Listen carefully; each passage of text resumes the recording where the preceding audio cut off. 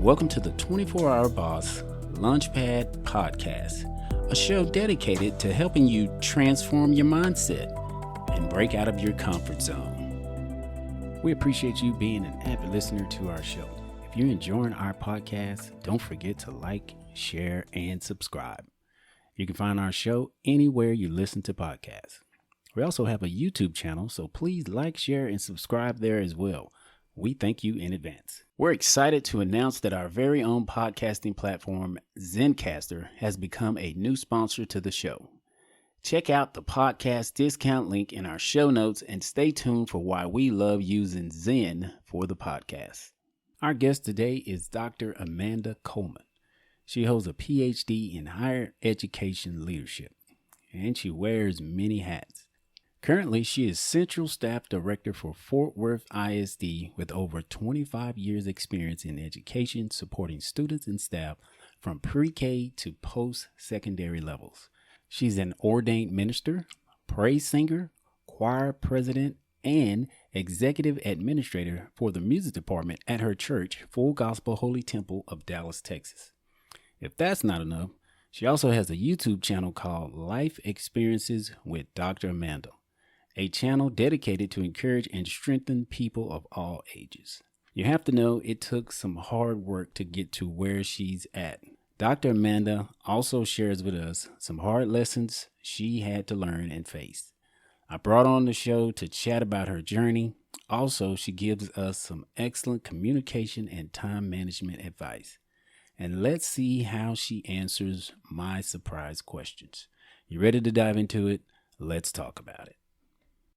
Hello again, everyone. Welcome to another exciting episode. We have a great guest today. I want to welcome my good friend and sister, Dr. Amanda Coleman, to the 24-Hour Boss Launchpad Podcast. Hey there, Dr. Coleman. How are you doing, Evangelist Hill? I'm doing well. I'm doing good, and I am so excited to talk with you today and just get into this conversation. Of course, we're going to be talking about effective communication and time management, but before we get to that, just want to find out a little bit more about Dr. Coleman so she can share some of her experience and expertise with our audience. So one of my first questions that I have for you, Dr. Coleman, is tell us an interesting fact about yourself that not many people know. Okay. I kind of always say that I'm a boring person, but I would say something that is super, I guess, interesting about me is that every morning I get up at 5 a.m. I don't even have to really set a clock or anything. It's like clockwork. So I get up at 5 a.m. and I have a routine that I do every morning.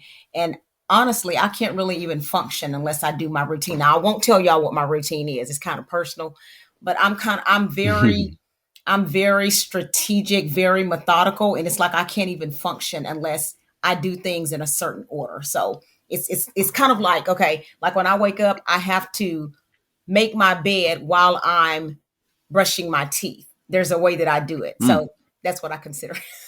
Wow. Weird, but it's interesting. 5 a.m. Okay, yes. you gotta, okay, we have to talk after this, I guess. So, because I need some tips on that to get up at 5 a.m. I guess I'm kind of like that where it's like I know some years ago, it used to be like that where I would just wake up. Just seemed like around the same time every morning. Mm-hmm. And it's kind of like you, just like an internal clock, just get up. But yeah, I think maybe we can have you on again and you can share some of that expertise of getting up. But actually, we're going to talk about time management. So maybe you can break down some of that. But that's pretty interesting, Dr. Coleman. Just get up at 5 a.m., brush your teeth, and you got to make the bed or whatever it is. But that's pretty cool. All right. So tell us what a day in a life is like for Dr. Coleman in your profession. Okay. And I will start this off by saying what I do, I really love. One of the things I decided just a few years ago, or that the Lord led me to and showed me that I can't find my happiness in a job. That's not what I should look for. My Hmm. happiness, yes, I should be content with a job, but not look for my happiness in a job. And so that totally changed the way that I looked at jobs, because I would, change jobs and, oh, this is not what I want. So now I'm pretty settled. So a basic day for me is, I get there between 7:30 to 8 o'clock. I am one of those people who I'm a morning person. So I immediately start working. I immediately start answering emails. I do a lot of my work via the computer. I am the director of board policy for Fort Worth ISD. So what that means is I ensure that all of our policies are in line with what the federal law says, with what the state says, and what the board, our local board, votes in. So I ensure that we're in compliance. But the awesome thing about my job is I ensure what's in compliance in writing. I'm not responsible for the people breaking it. So that's the hard part of it. So basically, I ensure that online policy manual where people go, the whole world, community members, the staff, students, everyone, they know where that online policy manual. I should ensure that all of that information is in line with law. But like I said, the great part is I don't have to make sure that people are in compliance. That's somebody else's job. Wow. I mean, so you're not the police, you're saying. I'm not. You don't write the tickets if they break I the do law. not. And people, that's that one. I get a lot of calls. People want me to. They're like, such and such didn't do this, or the principal didn't do this. What can I do? I said, well, you can point out this policy and let him or her know that they're out of compliance. But other than that, I can't go and put handcuffs on them. That's on you. Mm. So Okay, and this sounds like a huge responsibility, and this is for the entire Fort Worth ISD. Is that right? yes, and it sounds like it, but I'll tell you, with my job title, honestly, that's really 25% of it. Because think about it, I'm every policy connects to a department. So if I'm just making sure the information is correct, the departments are responsible for carrying out what that policy says and following it. So that's where the real work takes place. So really, policy is just 25% of my job. One of the other things, like a typical day for me is never the same. So I may answer questions about policy and do the policy work in one day, but also I oversee what's called board services. We have a board for Fort Worth ISD. And so by that, I oversee that office. They have the regular meetings, they oversee the fiscal portions of the district. So I oversee the office that supports the board. And then Mm. another thing is I also oversee anything that has to do with elections for the district. So when board members are elected, I work with Tarrant County elections and oversee those elections. Also, if we have like a bond election or a tax ratification election, I work with the business departments to ensure that information goes to Tarrant County elections. So that's one of the things I really love about my job. It is just there's so many different things that I do. It's not like there's no one day that's exactly the same. So that's a challenge, and I like being challenged. Wow. That is quite a bit, Dr. Coleman. I mean, I know you sent me your bio and I'm looking, I'm like, okay, none of this stuff is even, I mean, and everything in your bio is it's like, wow, this is a pretty elaborate bio resume, but all of that what you just described, it's like, okay, I don't see that on her, but man, you have kind of sounds like you're high up the chain there, Dr. Coleman. Got quite a bit of responsibilities that you do, but that's great and that's wonderful because it sounds like you get to connect with a lot of people Oh, in I that do. position. Hmm. And it sounds like you love what you do, so you fit right at home, I guess, in what you're doing.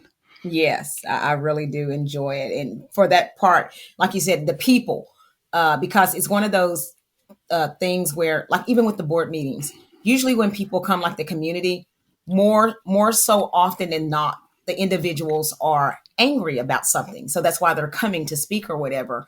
And I'm usually at the door, and I greet everybody, whether you want to be greeted, whether you're smiling, hey, how are you doing? And then that usually you kind of knock people off. They calm down a little bit. Somebody Hmm. speaking to you. I'm not your enemy.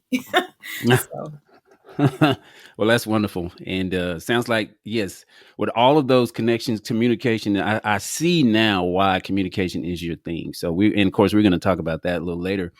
Um, where did as far as like in this, in your education, where did your journey begin for you in your education profession? Okay, so I have been in education, a profession for over 25 years. And when I started out, you graduate from high school, the norm usually is to go to college. I did that. But it seemed like at the time, I graduated from high school in 1990. It seemed like at the time that all Black people were becoming teachers. And so I did not want to follow that. I just wanted to be different. So I Hmm. said, well, I'm going to do counseling. And so I went in and I got my bachelor's in counseling. And what's so funny about it, I started working as a college advisor for different colleges. And then after my seventh year of working as a college advisor, I really started connecting with some teachers and different things like that. And I really knew that I should be teaching. So after all that, 7 years later, I went back and got my teacher certificate. And so I started out teaching. Oh, wow. Yeah, so kind of did it backwards. But I taught for 7 years, middle school and high school. Then 2 years after that, I worked as an administrator for a charter district for an elementary charter school. And then I'm kind of between the pre-K through 12 sector as well as college level, because for like 10 years of my life, I've worked as an instructor for college. I've also been a research coordinator. So it's been great. And now the last 6 years of my life, I've more so been on the administrative side, central office, that kind of thing for Fort Worth ISD. So it's been really interesting. Wow. Yeah, that's quite a bit. I heard you say you connected with some teachers. So I want to ask this. So how important, like, as you look at your, I guess you could say your progress where you're at now, how important was it for you connecting with the right people? Very important because we like we go through life and we hear things, but then to actually do your research and have those individuals who actually go through it. And what I say about teaching, I told you I started out, I had this negative focus on, Hmm. all Black people are going to be teachers, I don't want to do that.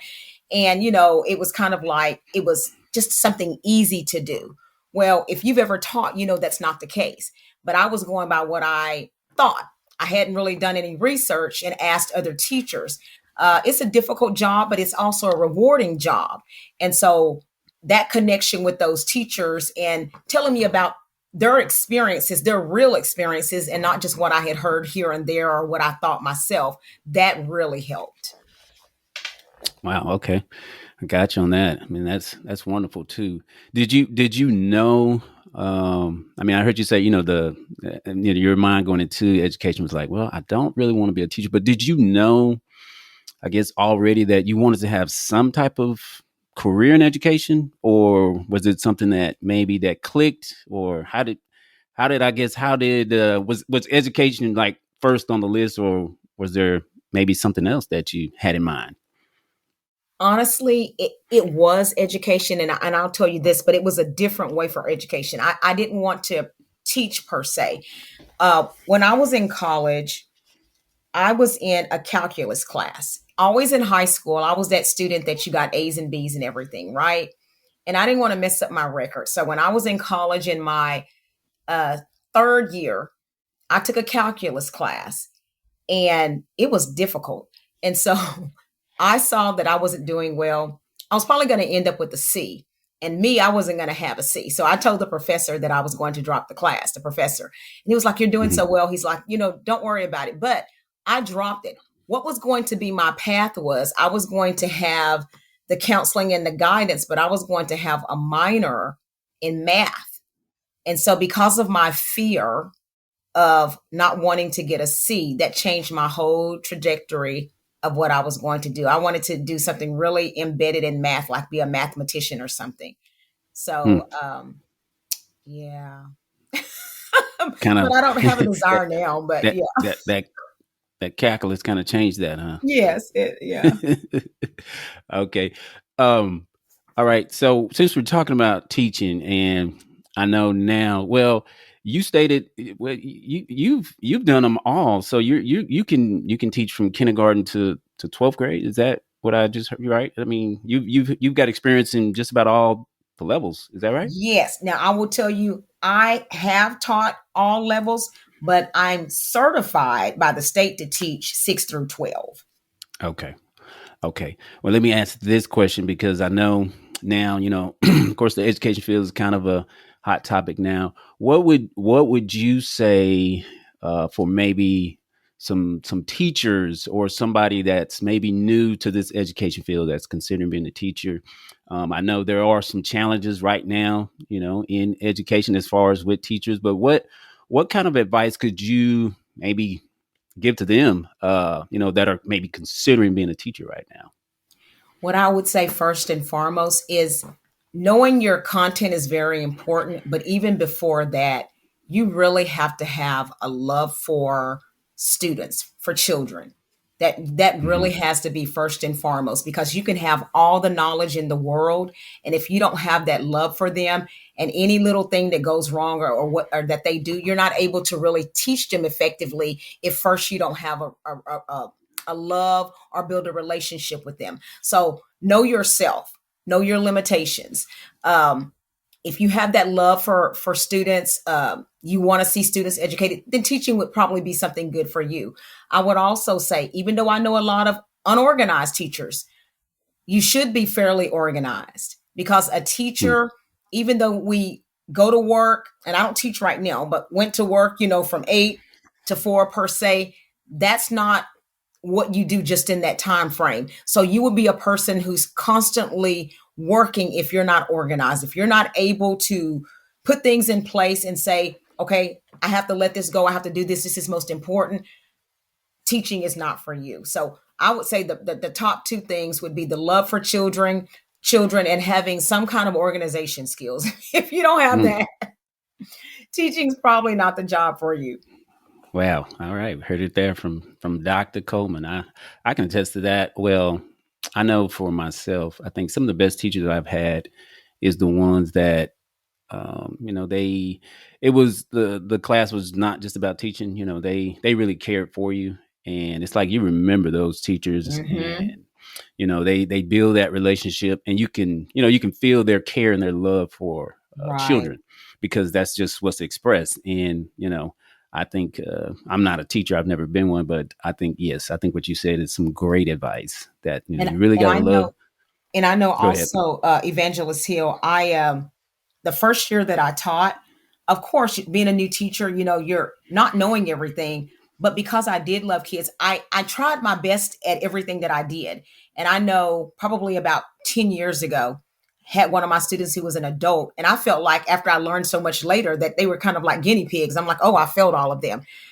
He told me that because of how I taught him, that was the reason he was in college. So even though I didn't know everything, because of the love that I had for them, and it made me try my hardest and do my best, it still positively impacted them, even though I didn't have Hmm. all the content knowledge that a teacher would have. Hmm. Yeah, I think that can. Well, I mean, just from what you're saying, that can set you up definitely above the rest, because you got that passion. And I guess with teaching, I think, like you said, I think with anything that's new or that you're new to, it's a lot you got to learn. But if you're committed, and if you got that love, passion for students and those that you work with, you'll be fine. Which looks like you have been fine, and you're doing quite well.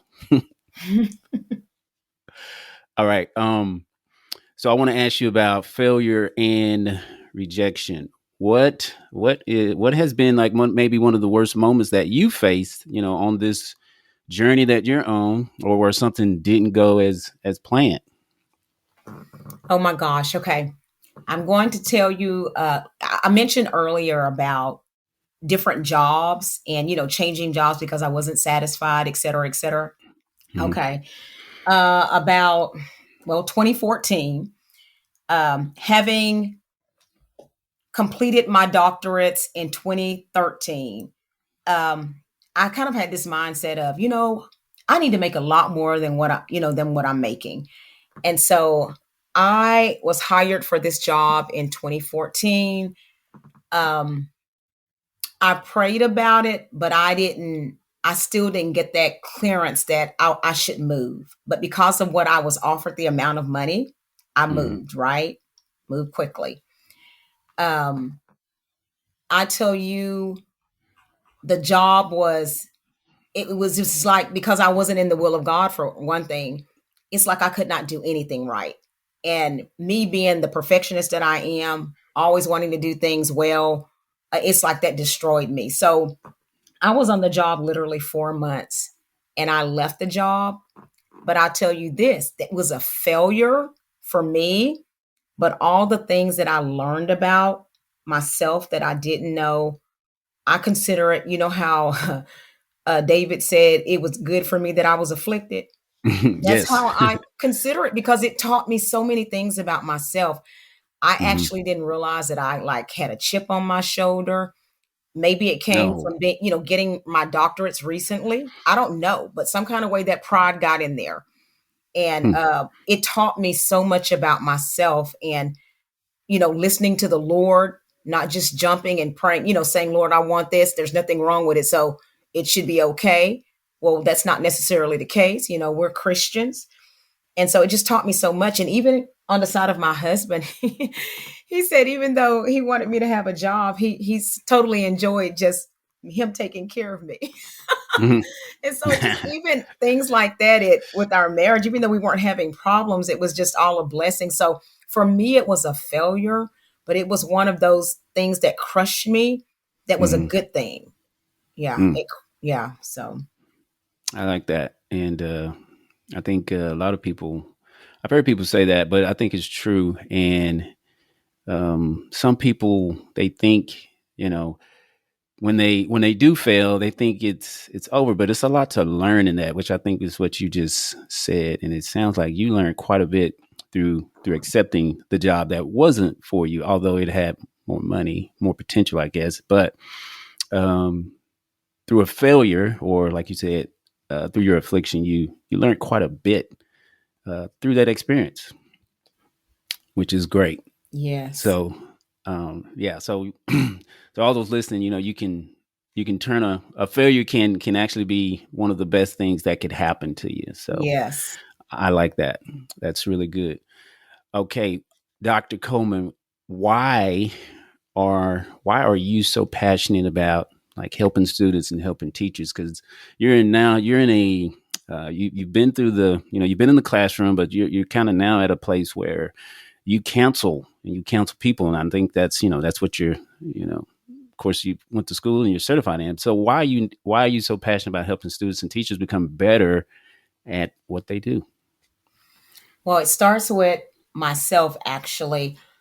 I was one, like I told you, I was one of those kids who, I got A's and B's in school, considered a good student. Um, but when I graduating number seven in my class, even though I was from a very small town, there were only seven of us, I was still number seven, which means that I was one of the top 10, right? Hmm. I graduated and still had to take a developmental class going into college. That crushed me. And Mm. so what it made me see was the education, not all of my teachers, but the education received. Sometimes you can just be a nice person and good, and you get good grades. And I believe that was what some of my teachers did, nice, good. Because what I got had to take a developmental class in was English. And that was one of my best subjects in school. So I thought, but once again, a failure that enabled me to, because I started working more diligently on, my writing, speaking, all of those things. In the long run, it helped me. I even, after the fact, since I had, took that developmental class going to college, when I moved on to get my doctorates, by that time, I had focused so much on my writing abilities that my comprehensive exams, I passed it the first go around, whereas half of my class had to retake it. And one of the reasons the professor said, you had such a high level of writing. So, yes, I guess it was a good thing, because in the long run, it made me focus on my writing a lot. But to come out of high school and not be ready to write on college level, that's not right.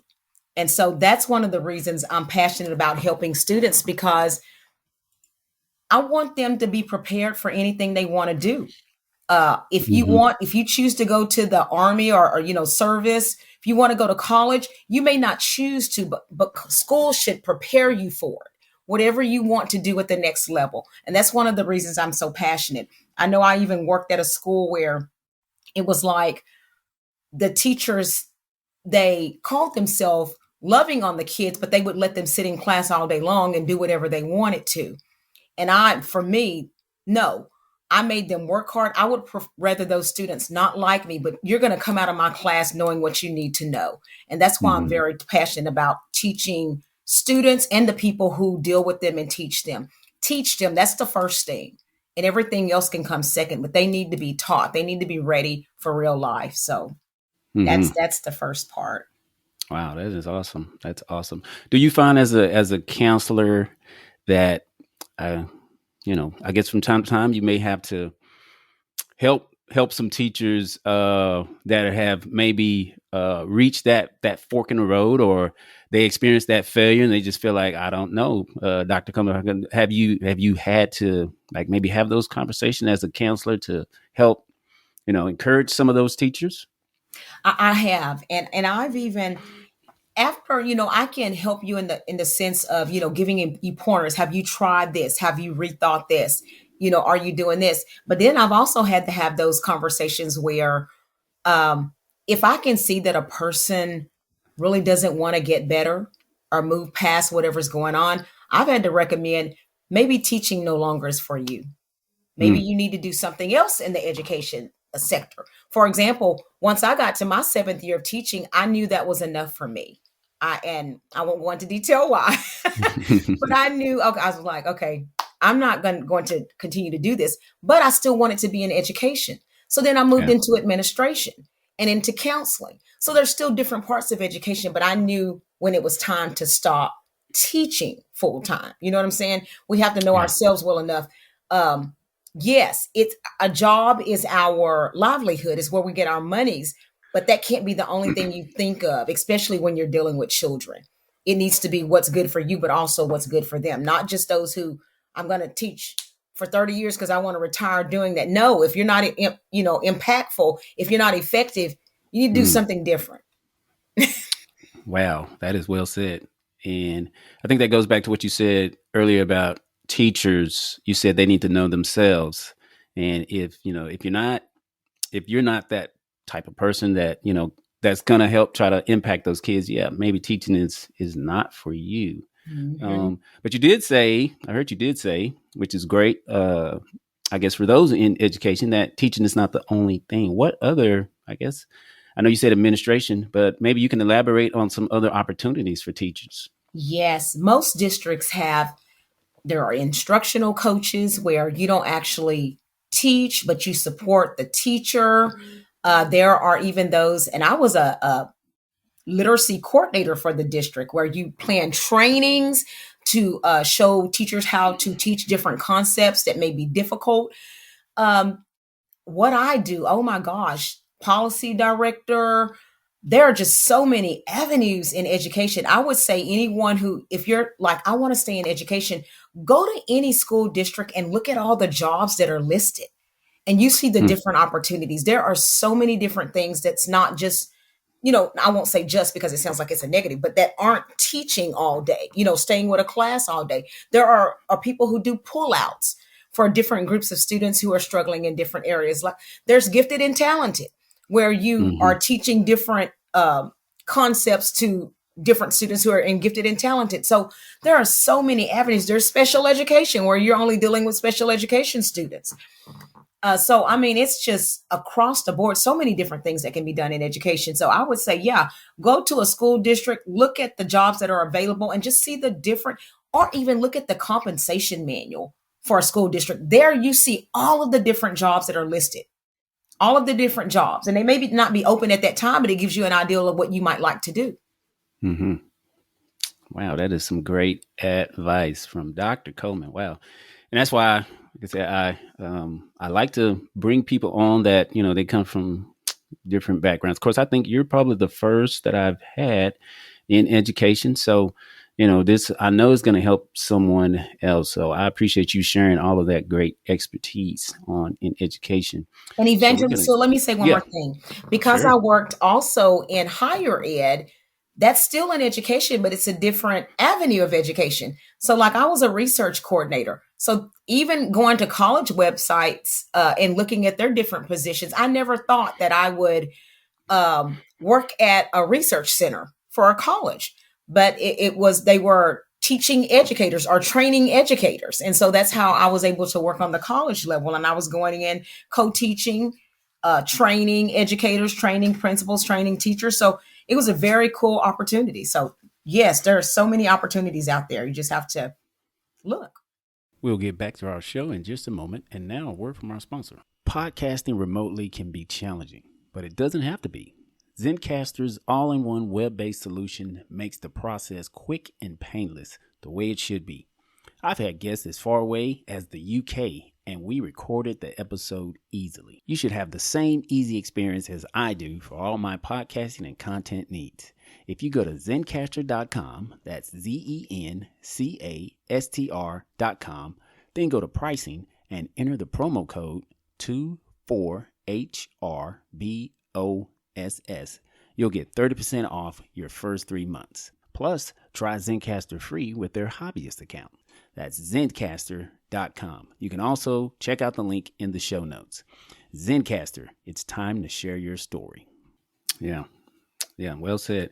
Let me ask this. This just dawned on me, but like in even where you're at now, or even maybe when you first started in education, was there a time where you felt like and that's kind of the premise of this show is talking about getting out of our comfort zone. Was there a time where you felt like you couldn't achieve something, or it was not uncomfortable, or it was uncomfortable for you to make maybe the next step, maybe when you your first time being in a classroom, or maybe it was being a counselor for the first time where you had to counsel someone? Was there a time where you felt like um I don't know, this isn't comfortable for me, and this is something where you got to try to get out your comfort zone? Was there any of those moments for you?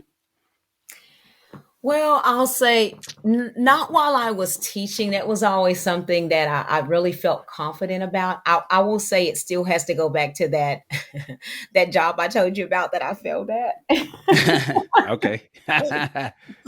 Yeah, what Gotcha. I actually was doing was I was there was this program, and I was training principals to be prepared to evaluate teachers. And I'm going to say this, it wasn't so much that I was a failure. I'm going to say the program, based on my experience and what I knew, it wasn't helpful to the principals. It was more of a, you can't do this, so we're going to terminate you. You know what I'm saying? Mm, It yeah. almost set you up to be a failure. So Gotcha. I think it was more the not the job or of what I had to do that I felt a failure at. It was how I had to be to people. Like, I had to, oh, you can't do this. Oh, well, you may be fired. That's not my personality. So Gotcha. it was more so that kind of thing, failing at. But Hmm. as far as education, I've always been that kind of person. I will do research. I will go find and talk to people, but I'm going to figure it out. I'm going to figure it out some kind of way. Hmm. Gotcha. So in that afflicted moment, how like how did you, like, what was like some of your first thoughts? I know, I mean, you don't have to go into details as far as the actual issue, but I'm just saying, like, how, because it's like, I guess, it may be a process where it's like, man, I can't believe this has happened. Yeah. And so I got to figure out a way to bounce back. So how were you feeling in that moment? Like, before you got to a point to where it's like, okay, some kind of way I gotta bounce back. How were you feeling? Totally defeated. And for me, once Mm, again, it goes with it, more so dealt with people. I am, I can be hard on myself, but not on others. And I had a team, and I wasn't assertive enough. I wasn't, mm, I felt like, if I had to correct them or write them up or something that's being mean for me. And so by Hmm. me not taking that initiative, it hurt the team, right? Because people Yeah. weren't doing the things on the level that they needed to. So, yeah, I mean, very depressing, which was one of the reasons why I knew that I had to leave because Hmm. I couldn't see it changing, and it was too much on me. It was changing me too much, making me not myself, not happy, not chipper Right. on a daily basis. And so I couldn't continue to do it. So for me, it had to be just simply leaving there. I couldn't be successful there. Wow.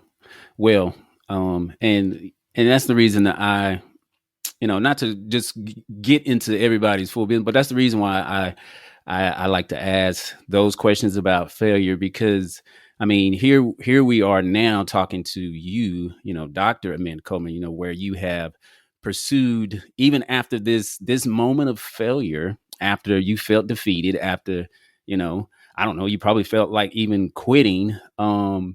Now where you stand now is like totally different than that position you were, which again goes back to that failure is not, it's not like the end. And Hmm. I love to hear those stories because, like I said, again, we're talking to you now where you're 25 years in, into this where you're at. And so that's just I think it's a great story for Dr. Coleman.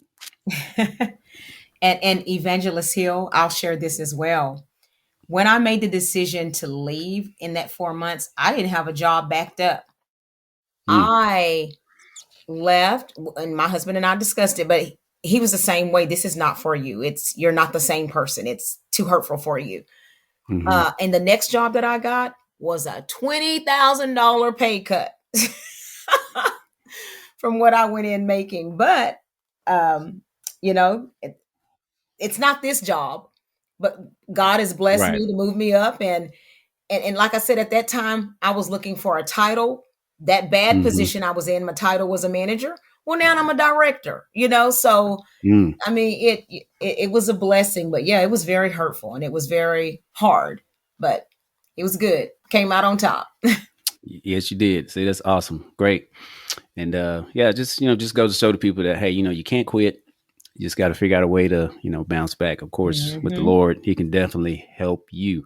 So I love that. That's a great story, and glad you are excelling in what you do. So I want to change gears here, and we want to talk about some effective communication because you're a subject matter expert on that. And so, of course, we live in the world of communication. I mean, we see it all the time on social media, everywhere. Everything we do is some type of communication. So, why is it important to use effective communication in the workplace or in our professions or in all walks of life? Well, I'll start with first, job wise. Hmm. Honestly, people don't think about it, but people judge you by your communication. Really, it's you kind of like when you walk into a room, how you look when Hmm. you open your mouth to speak. That's going to be that first notion of whether you're received or whether you are not. And so it's very important, I believe, as far as because there have been people who have been up to speak. And if you start speaking, a kind of way that's not professional, many people will just shut down and stop listening to you because they're wondering why you're there. Why is this Hmm. person on the platform?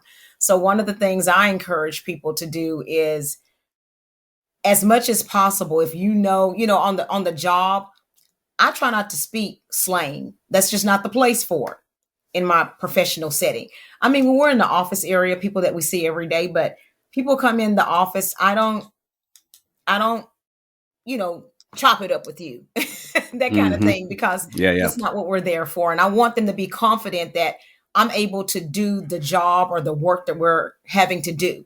So um, very important to use proper grammar, all of that in the workplace. And especially, I will tell you this, Evangelist Hill, especially as teachers. One Yes. of the things that is, I believe, horrible is, and I've seen it, to go into classrooms where you're an English teacher and you're speaking incorrectly. Mm. I mean, because the kids, they don't know all the time when you're playing, when you're not. But that's how we just speak in the classroom or just speak. That's more so what they're getting ingrained in them than what you're teaching them. Because how are you going to speak one that way and then teach them that the proper way to say it is this way? You know what I'm saying? That doesn't make sense. So I say no slang for sure. One of the things, eye contact for sure, all the time. Yes. And one of the things I tell people, when you are communicating, come across confident, but not cocky. You know, when I'm presenting, yes, I want you to be confident that I know everything, but I don't know that I know the subject matter, but I don't know everything. I go into trainings to present, but also to learn something, because there can be someone in the audience who gives me some new information, you know? So confident, which is going to help with your speaking abilities. A lot of times we even start speaking incorrectly or messing up in our speeches when we're nervous or when we're not confident in the area. So go prepared as much as possible. Slow down and just do your best. And so that's the biggest thing, I think.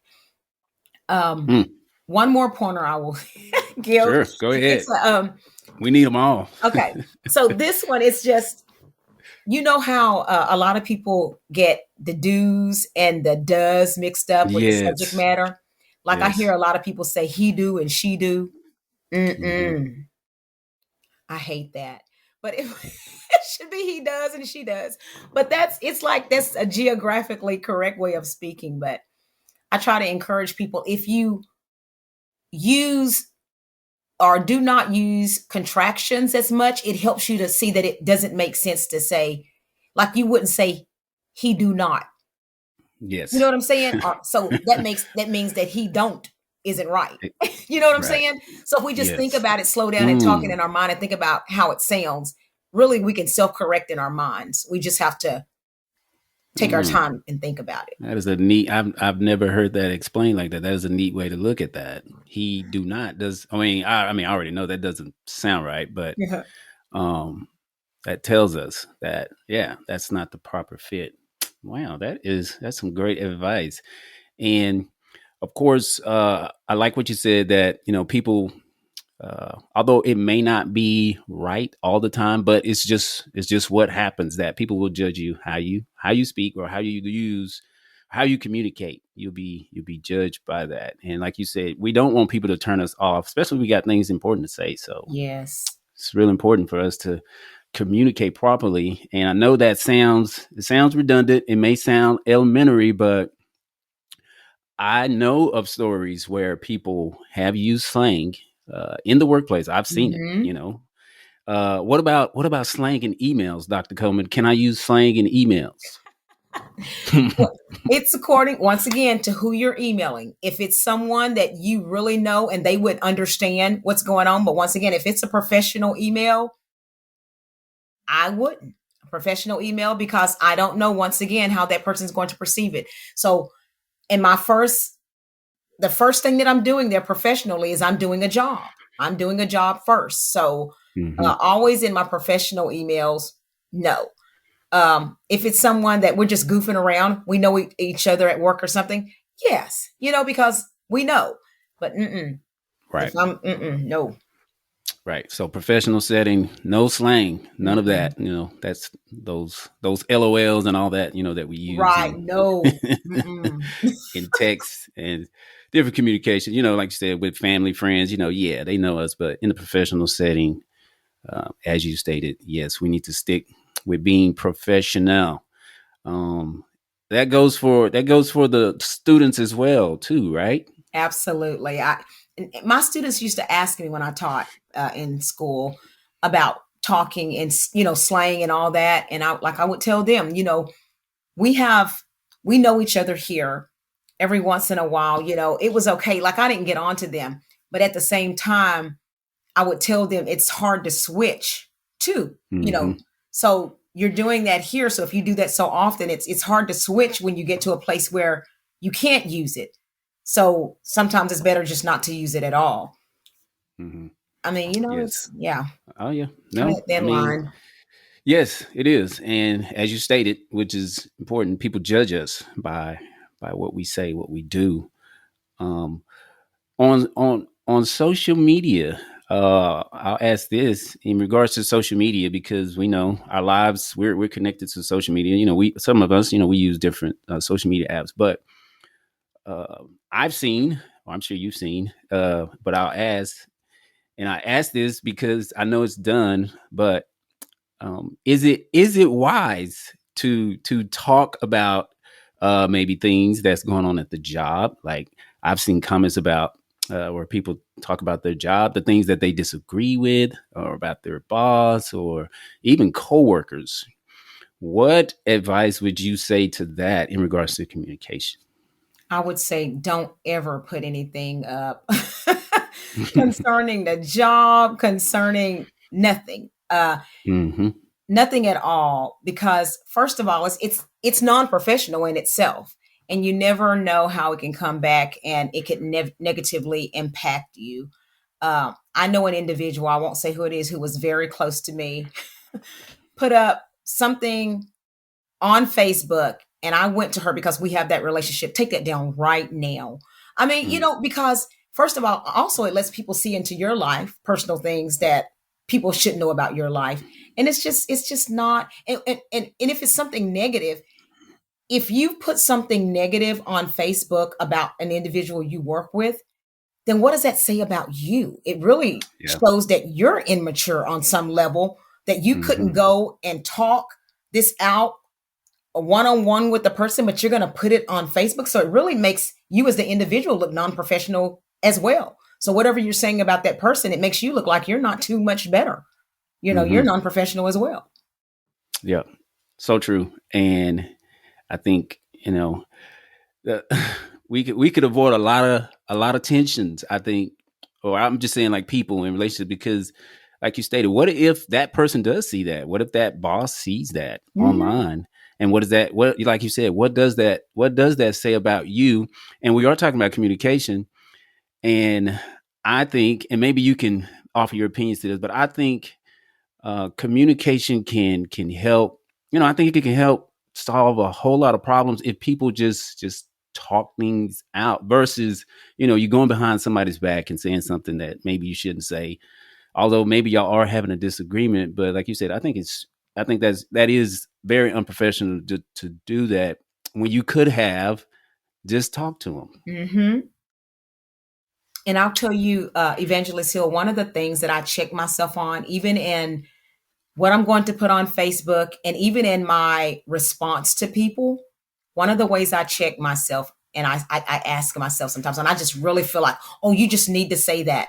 And I'll Hmm. say, when you say it, is the benefit only for me to feel better? Or is there going to Hmm. be some benefit for that individual?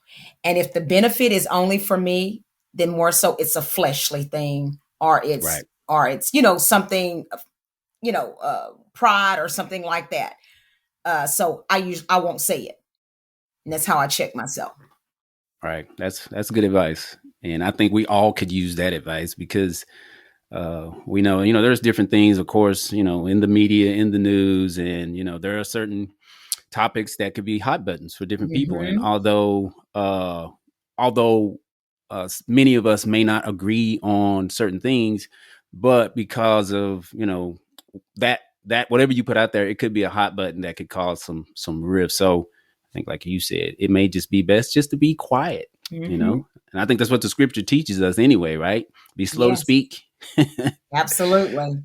Yes. And so you gave out some good tips there. What are some other best practices, tips in regards to using effective communication? I guess I didn't even I did have that thought, but you could probably also elaborate. I know we're talking about conversations or words, but images can be a way of communicating. So we got to be careful with that as well. Absolutely. And one of the things I spoke about when I worked in higher education, um, the research division that I work for, we actually created trainings for helping students to understand and retain information. So one of the things we focused on is how you communicate to people. We already know that I think there's a number of like when we communicate, we remember it's really low, like 20% of the words over a period of time that people say. So in communicating, think about what you're trying to say and make it very succinct. Just the details you want covered, instead of going on and on and on, because the on and on and on is usually going to cause the individual to get lost in all those details and not even remember what you're trying to say. So with communicating, very direct, succinct, specifically say what you're wanting to say. And if that individual doesn't get it, he or she will ask follow-up questions and then you answer accordingly. But that's one of the big things I think I see people doing about communication. We try to give so much information all at once and people are just not retaining. Okay, gotcha. So I shouldn't send a 2-page email or response, and versus, I Exactly. guess, doing bullet points, just highlights what message I'm trying to send. Is that what you're saying? Exactly. Okay, that's great tips, great information. Let me ask, since we're still talking about communicating. So, and I know you're a minister, but public speaking, that's a way of communicating. So I want to ask you, because I know for some people, public speaking is a challenge, and I'll attest to it that it's not always easy. You do feel nervous, but Mhm. what are some of the things that you do? Because I think just to say, I think you do speak very well. Whenever you present, I think you're very professional and you speak, and it's almost flawless. But um, what advice would you give to those that maybe they're going to be a minister, or maybe they're going into public speaking? It is kind of challenging, but what are some of the things that you do that help you to, be effective in your public speaking? Okay, the first thing has to be preparation. Like whatever I'm going to talk, I'm not going to be comfortable if I if I haven't prepared, for whatever Yes. topic I'm going to talk about. So, first thing is preparation. I would say the second thing is don't ever say I'm nervous. We know that. Yes. We all are. You know what? I'll break in and let you finish. But you know what? That is something that I tell myself every time. Uh-huh. Whatever I have to get up, I'm never going to say that. Although I Yes. know I may be, but I just feel like that may be a flaw, or it may, I don't know. I just feel I cringe when I think about that. But it's like I'm never going to say that. So I'm glad you said that. That is great advice. But go on. Because the thing about it is, we all are. Like every time I get up, every time, even though I've done it Mhm. for years, I'm still nervous. But I think that's a good thing because it lets me know that I'm not, so confident in myself that I don't feel like I can just do everything perfectly. So it's fine to be nervous, but I don't have to say it. But when people go up there and say I'm nervous, I stop focusing on what you were supposed to do and start feeling sorry for you. And I probably Yes. miss everything that they're planning on saying. So that part, yeah, don't tell us. And then I I tell know. myself and I tell others, just do it. Go up Hmm. and do it because the only way you're going to get better at it is to do it.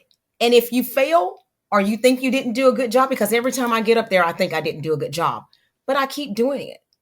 I keep doing it because it's something I actually enjoy doing, speaking, public speaking, even though I get nervous. But the only way you're going to get better is to keep doing it. You know what I'm saying? Yeah. So use every opportunity, prepare, just get up there and do it as many times as you can. And you get stronger and stronger in it, better and better at it.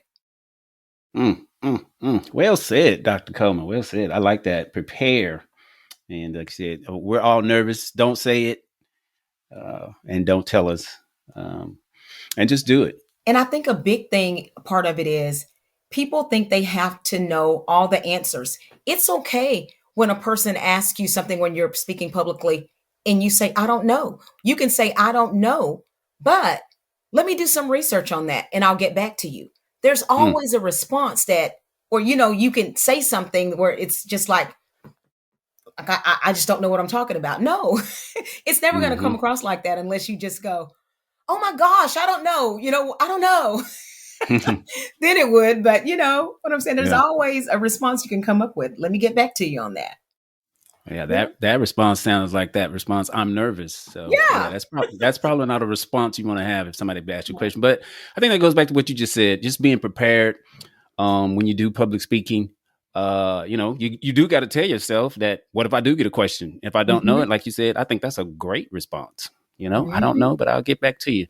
So that is some great advice. I know that's going to help somebody because we all those that are in public speaking and we all deal with that. So, but that is some great advice that you shared. I appreciate that. So, want to now talk about because you stated you're an expert in this too, time management. And I know this is going to help me because this is probably one of my biggest kryptonites is trying to manage my time. So, uh, first, I guess let me ask, what are some of the biggest problems or hindrances that could be affecting our time daily? The biggest, I think, some of the hindrances are just simply uh, not being organized and thinking about once again preparation, not being purposeful in what we do. A Hmm. lot of people, I hear a lot of people say, I didn't have time to do that, or I didn't. Yes, you did. We choose to do what we want to do. And a lot of times we don't organize what's most important that needs to be done. And I'll use this as an example. For example, Hmm. we know we have church service the 4 nights that we have it, right? Yes. We know we have church service. So when people tell me I wasn't on time because I had to, no, it wasn't because what you did that you had to do that. You didn't prepare. Like you always know church starts at 7:30. So that Hmm. means whatever you had to do, you needed to think about that day, what was going to happen, what time I needed to leave the house to make sure that I finished that and then I got here. You know what I'm saying? So a Yeah. lot of it's just we simply don't prepare. We kind of just sometimes just go and do things. And then we say, I was late because of that. I used to tell people on my job who would say, I was late because of traffic. I'm like, no, you weren't. You know what time that you're supposed to leave your house. You know what kind of traffic you run into pretty much every day. I would allow people to use the excuse of traffic maybe once a month. Hmm. You know what I'm saying? Every Yeah. day you're not late because of traffic. That's lack of planning. So one of the things I do, I'm the calendar person. I am. Everything is in my calendar. I mean, so I know I used to put prayer time in my calendar. That's how organized I am with uh my calendar. Doesn't mean that's the only time that I pray, but that's a time that I set aside, to pray. Everything's Hmm. pretty much in my calendar. Evangelist Hill. What Yes. I wear on Sundays, my Hmm. outfits, they're Hmm. in my calendar up until October already. What I'm gonna wear every What? Sunday. Seriously? Uh-huh. Because Wow. here's my thing. I'm not gonna use the excuse of I'm late for church because I was trying to find something to wear. You know what I'm saying? Or I didn't do this. So it's just preparation. So for me, Mm. my calendar, I sit down at the beginning of the week, like Sunday, and Hmm. usually for that week, I put in what I'm going to do. Yes, it may change, but I'm more prepared if there's an emergency or if something happens because I'm able to look right there at what needs to be done. When people ask me to do stuff, I'm able to look. No, I'm already blocked off here. I'm not double booking myself when I have everything in my calendar. So I use it religiously. When I wrote Mm. my dissertation, I knew that I had to have X amount of pages in a certain time. Like, for example, if I had to have 30 pages in a week time, then I would break it up and say, Amanda, you're going to have 4 pages done Sunday. You don't go to sleep until those 4 pages are done. So, whatever you choose to do that day, just know you don't go to sleep until those 4 pages are done. And then I would do the same thing Tuesday. And so for me, that made me make myself be more organized. Okay. For a time period, I may not get to go have fun. For a time period, I may not get to do certain things, but I communicate that to those individuals up front. So, like I said, for anybody who's dealing with time management, you're having issues, a calendar, that's your friend, and just be Mm. honest with yourself with what you can and cannot do. So, Wow. Man, talk about setting the bar. Got your outfits on the calendar.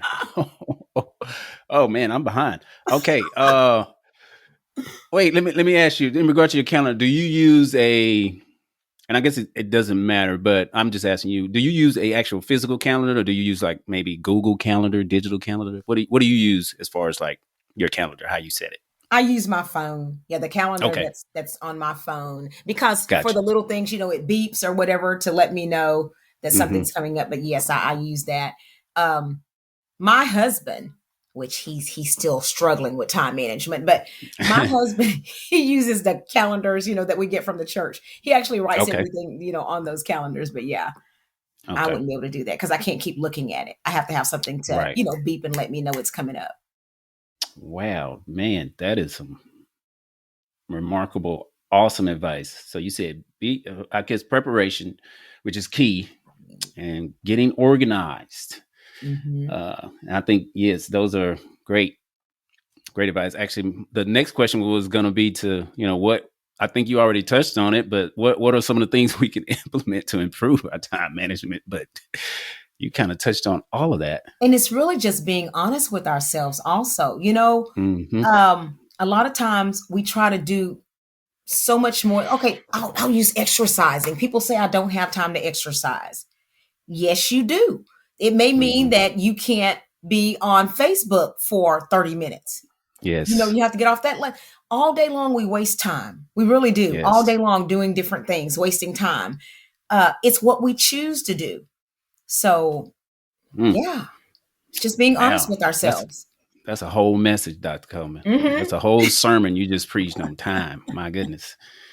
That is wonderful though. Great advice. And that's like I said, that's one of my things. So that's helping me. So I appreciate I appreciate that information. And well said. And thank you for sharing that. So, Dr. Coleman, we're at that point. Do you like surprises? Uh, Sometimes. Sometimes. Okay, wonderful. Well, we got some surprise questions for you. Okay. All right.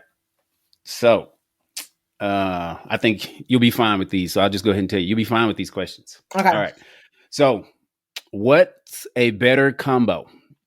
Burger and fries or fried fish and fries? Oh, burger and fries. Burger and fries. Yes. Okay. Okay. Dr. Coleman likes the burger and fries. All right. All right. All right. Next question. Which do you like better? Vanilla or chocolate ice cream? Vanilla. I don't like chocolate ice cream at all. Really? Not at all. You like chocolate or is it just chocolate ice cream? I love chocolate candy. I don't like Really? chocolate cake. I don't like chocolate ice cream. Seriously? Mm-mm. Okay. Remember that. Don't get Dr. Coleman chocolate cake or chocolate ice cream. All right. Next question. Next surprise question. If you could write a book about yourself or your life, what would be the title?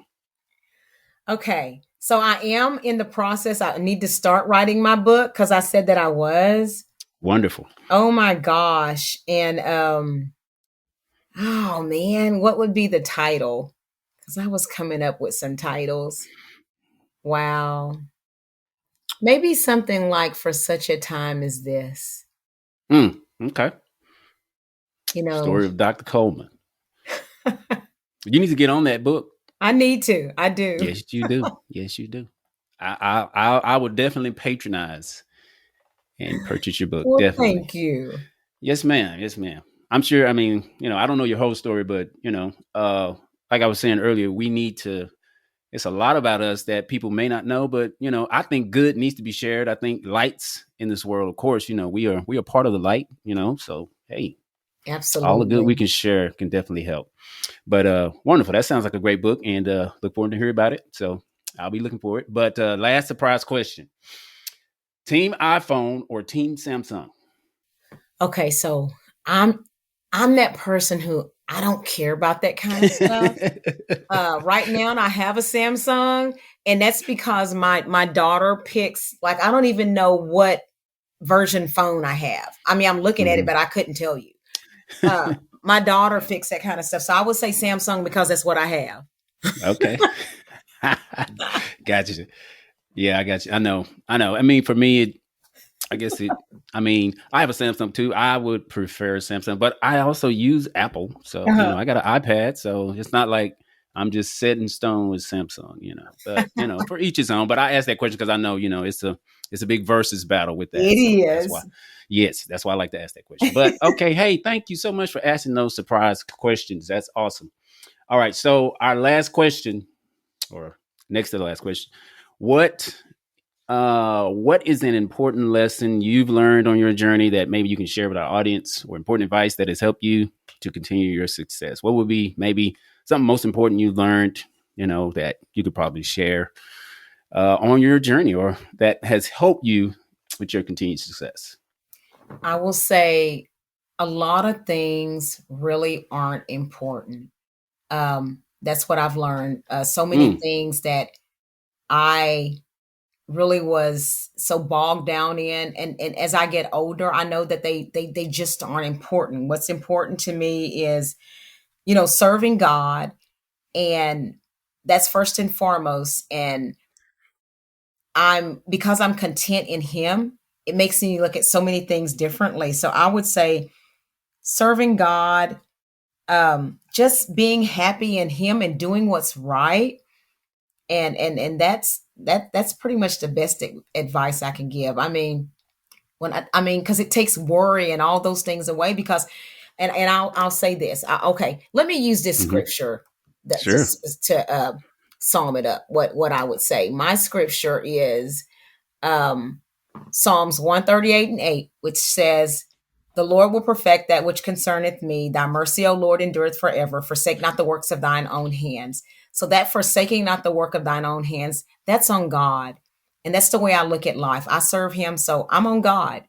You know, Mm, I'm in his hands, so I shouldn't have any worries. If I'm serving him, if I'm doing what I'm supposed to serve him, I'm his responsibility. And that's how I look at my life. I don't have to be bogged down in a lot of things because I'm his responsibility and he's God. So I'm gonna be okay. Period. mm. Wow, that is saying a mouthful. Man, we could probably have another episode just talking about that. But I like that. You said a lot of things really aren't important. Man, I don't think I've ever heard that, but I know what you mean by that. Yeah. Because, we can spend so much time worrying and worrying about things that don't even matter sometimes. Yeah. And we spend too much energy on that. We can use it for something else. Like you said, I'm God's child. He'll perfect Hmm. those things. So when we consider that, man, we don't have no worries. So, That's right. man, Dr. Coleman, you have really blessed me today with this information and all of this what you've shared. So our last thing which you can talk about is how can people connect with you? Now I know you have your own YouTube channel, so you can talk about that. Life experiences with Dr. Amanda. So, but please do share any other information in regard to connecting with you. Yes. My YouTube channel, yes, it's Life Experience with Dr. Amanda. And I'll say the way it started was during the pandemic, as you said, Hmm. Evangelist Hill, just trying to encourage people. So that's one way. And you can message me through there.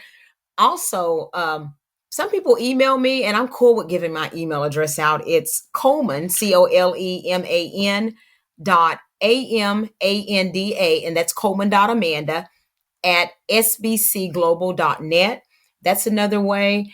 And then, of course, I have a Facebook page.